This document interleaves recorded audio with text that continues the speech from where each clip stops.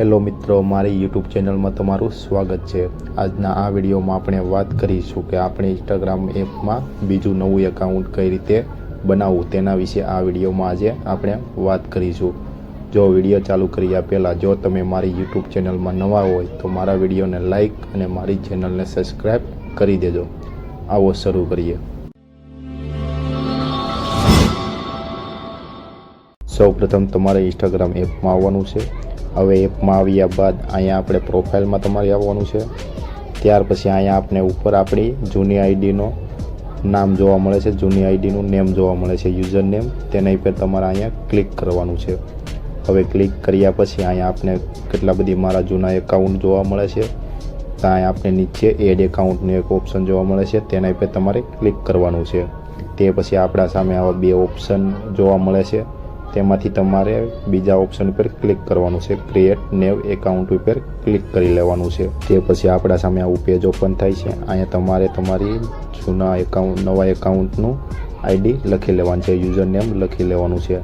તમારે અહીંયા એ રીતના યુઝર નેમ લખવાનું છે, કુશ ABCD અલ્ફાબેટ્સ અક્ષર નંબર બધાનો ઉપયોગ કરી તમારે એક યુઝર નેમ બનાવી લેવાનું છે, જેમ કે હું અહીંયા બનાવું છું મારી આઈડી। તે પછી જો મિત્રો અહીંયા મેં મારી આઈડી બનાવી લીધી છે। પછી અહીંયા આપણે નેક્સ્ટનું ઓપ્શન આપેલું છે, તેના ઉપર તમારે ક્લિક કરી લેવાનું છે।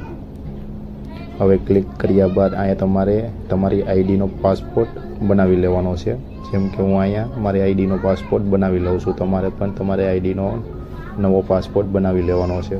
હવે પાસપોર્ટ બનાવી લેવા બાદ અહીંયા આપણે નેક્સ્ટનું ઓપ્શન આપેલું છે, તેના ઉપર તમારે ક્લિક કરવાનું છે। હવે તે પછી આપણા સામે આવું પેજ ઓપન થાય છે। અહીંયા તમારે એડ નેવ ફોન ઓર ઈમેલ આઈડી, અહીંયા તમારે તમારું એકાઉન્ટ ફોન નંબર કે ઈમેલ આઈડીથી લોગિન કરવું પડશે। તો અહીંયા આપને બે ઓપ્શન આપેલા છે, તેમાંથી તમારે એડ નેવ ફોન ઓર ઈમેલ તેના ઉપર તમારે ક્લિક કરી લેવાનું છે।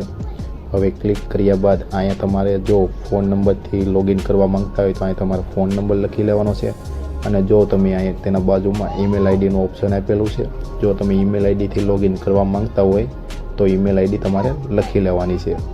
તો હું અહીંયા મારા ફોન નંબરથી લોગિન કરવા માગું છું, તે માટે હું અહીંયા મારા ફોન નંબર લખી લઉં છું। હવે ફોન નંબર લખ્યા બાદ અહીંયા આપણે નીચે નેક્સ્ટનું ઓપ્શન છે, તેના ઉપર તમારે ક્લિક કરી લેવાનું છે।